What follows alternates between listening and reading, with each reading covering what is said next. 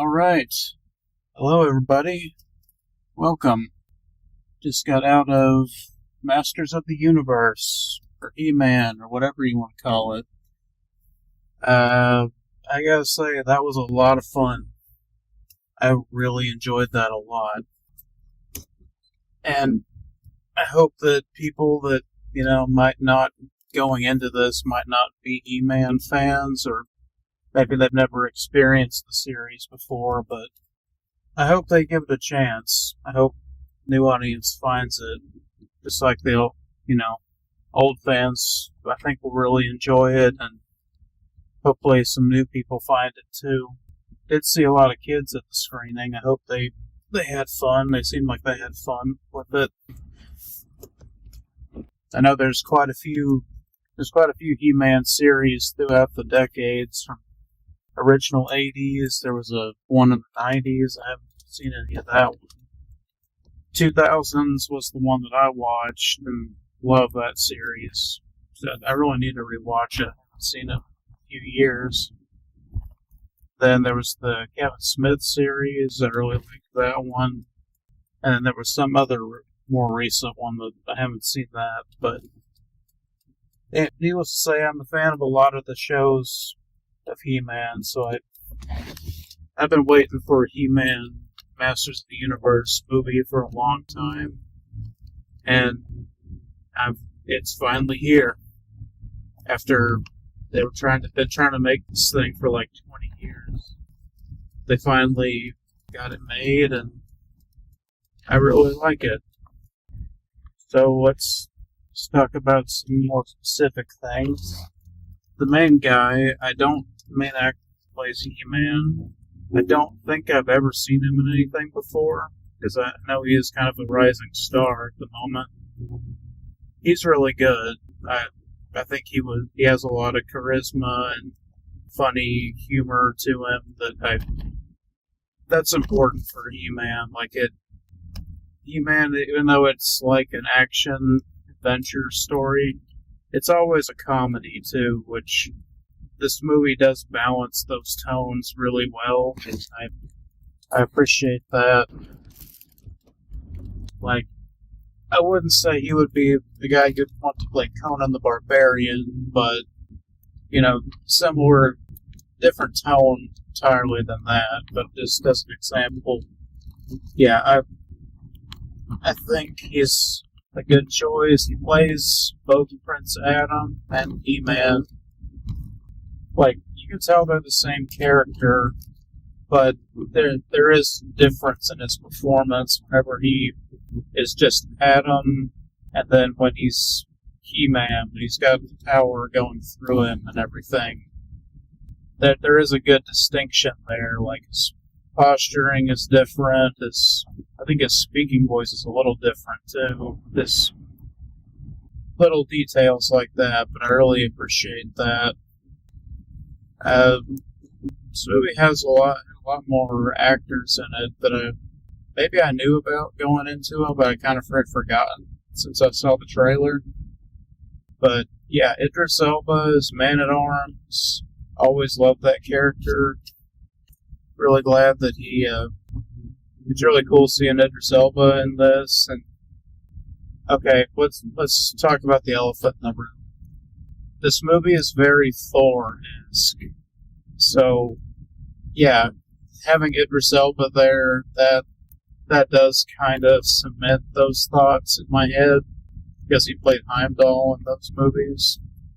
But I think Man-at-Arms is such a different character than Heimdall that I wouldn't really compare them. They're not very similar.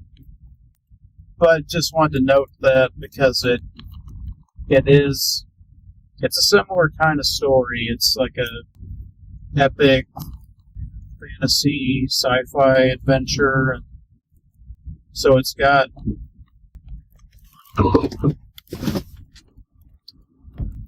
parts of it that are similar to Thor. Honestly, because I grew up loving He-Man as a kid. Whenever the Thor movies started coming out in the 2010s, that that kind of scratched that itch for me, because I really wanted a story like He-Man, but in like a modern live action movie. Nothing against the Dolph Lundgren movie. I know it's not fantastic, but I think it's entirely fine. It's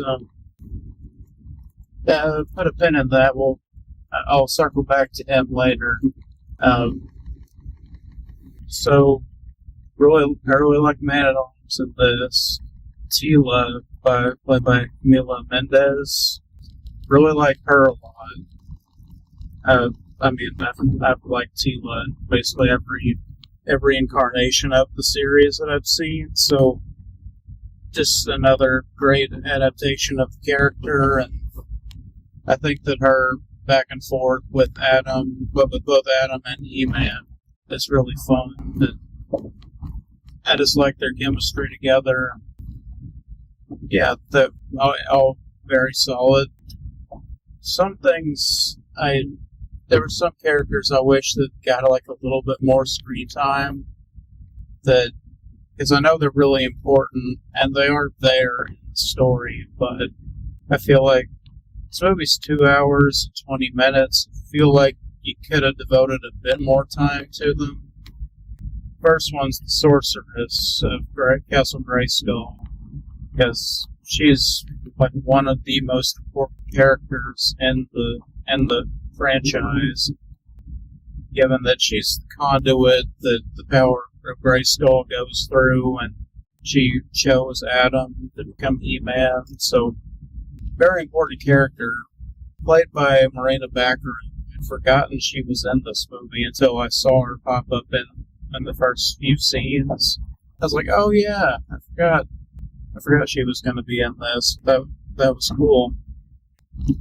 And what they do with her, where she like appears in visions and like in her bird form, because if you don't not familiar with the He-Man story, she's a character that can shapeshift into a really cool looking bird thing that flies around, and she can speak to people telepathically. It's really a cool power set and cool costume, just a cool character overall.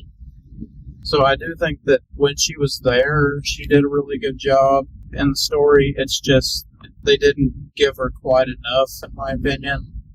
But then again, the 2000 series really delved into her character and Man at Arms and Tila and the connection between the three of them that I won't spoil. I mean, unless you've seen the series, you'll understand the connection between them. But I just always liked those characters.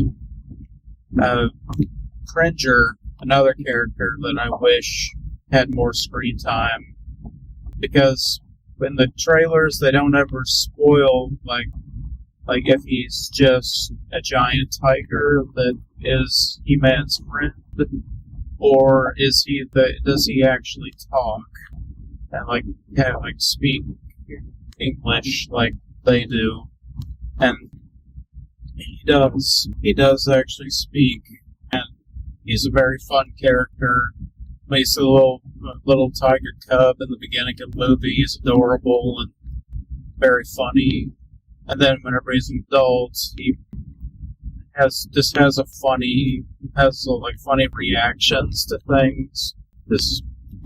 He doesn't have to say anything, just his reaction, like the looks he gives He-Man and Tila. Some scenes alone are really funny.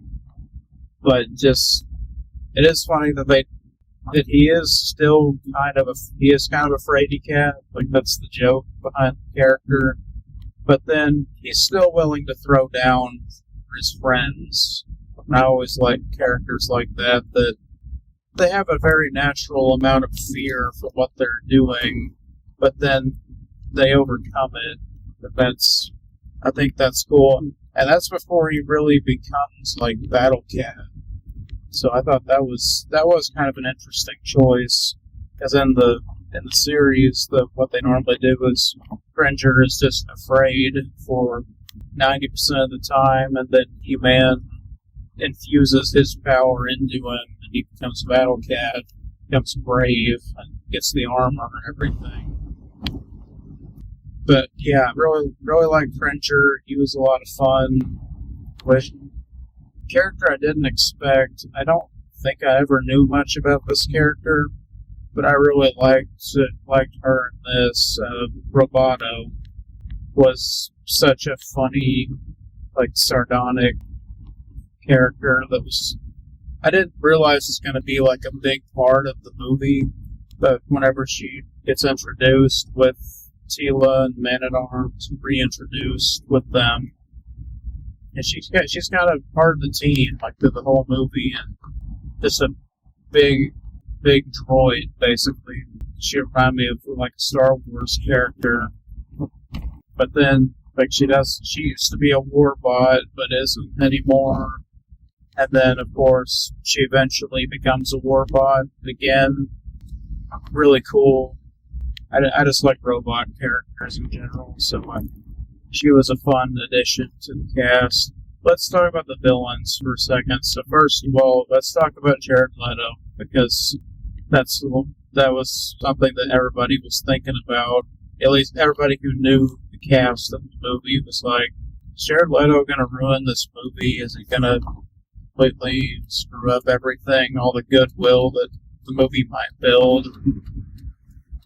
I still don't like that it's Jared Leto playing Skeletor, but I gotta admit, I like Skeletor in this movie.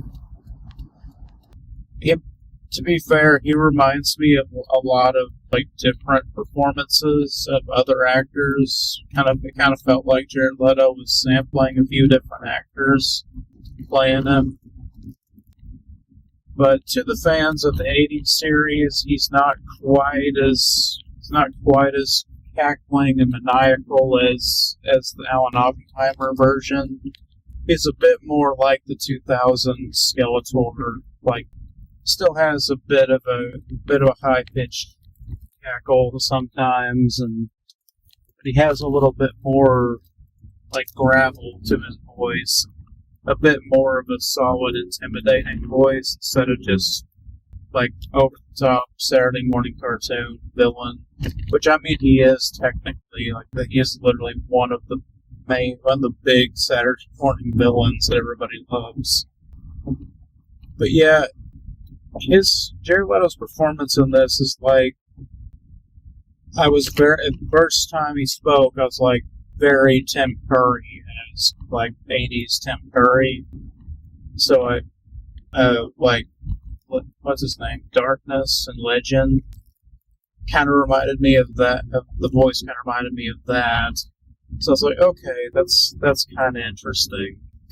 Have probably a good take for a Skeletor voice.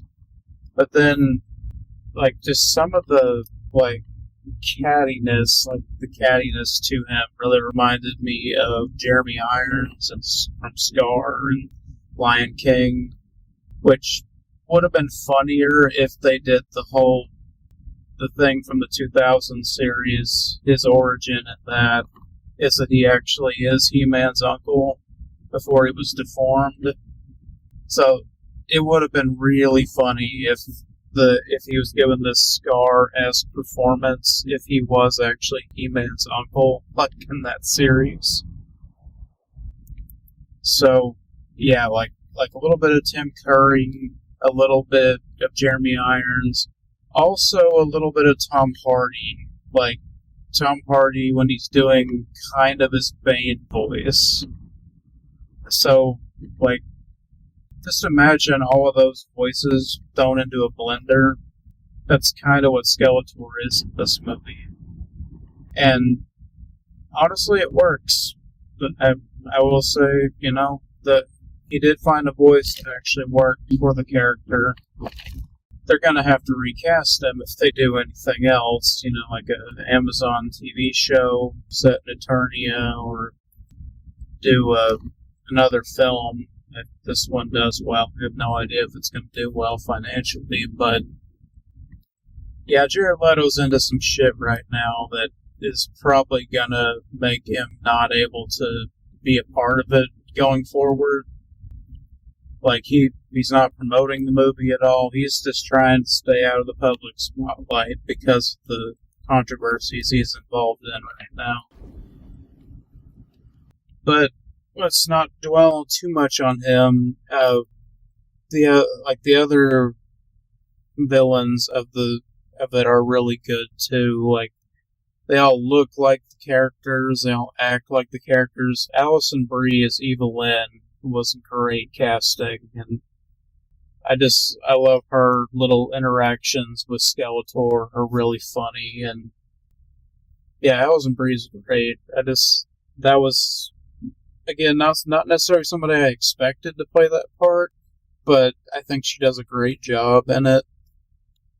And forgive me for not knowing the guy's name, but the guy who plays Trapjaw in this is really good. And I will say about some of the effects work.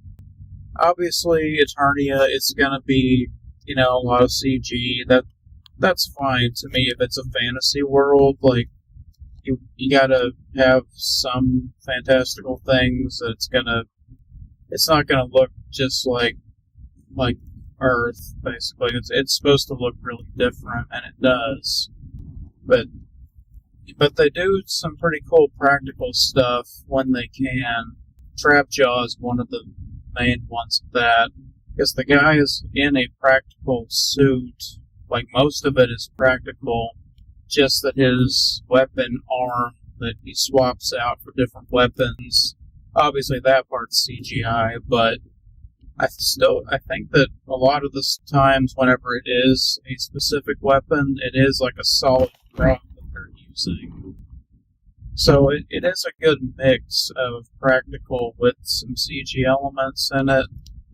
I think that I'll have to look into this, but like Skeletor, I think, obviously his face is motion capture because he's just a talking skull and a hood. But then I think his body, it might also be motion capture. There might also be some like real Jared Leto stuff, just like painted purple there. I don't know.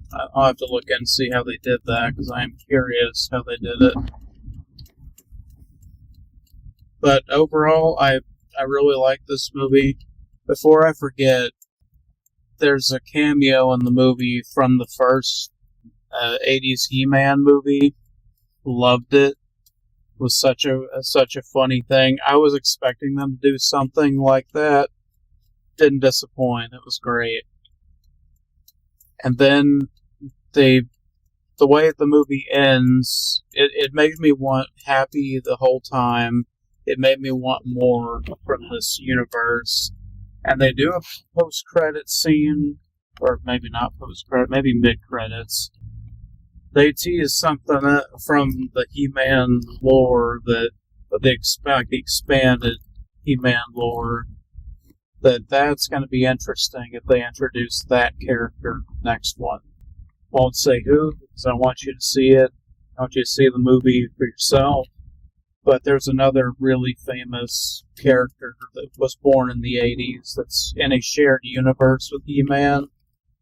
Yeah, we might be seeing that character if they get, a TV series or a sequel film out of this. But let me know what you guys think. Like, if you are a He-Man fan, like what you think of the story of He-Man and the series overall. If you've seen the movie, tell me what you think about it. Let me know if you thought it was a good adaptation of it. I'm all for it. Like I said, I've been wanting a He-Man movie for probably 20 years. And then when, like Thor Ragnarok, I think was like the closest we'd ever gotten to something that felt like He-Man.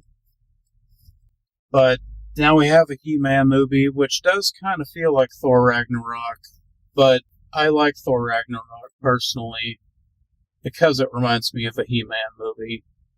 But let me know what you guys think, and tell me in the comments and all your fandom and everything. And I hope you enjoy it, and I'll talk to you guys soon. Peace. You may have the power, but you're too scared to use it. Trust me, I know how to use it.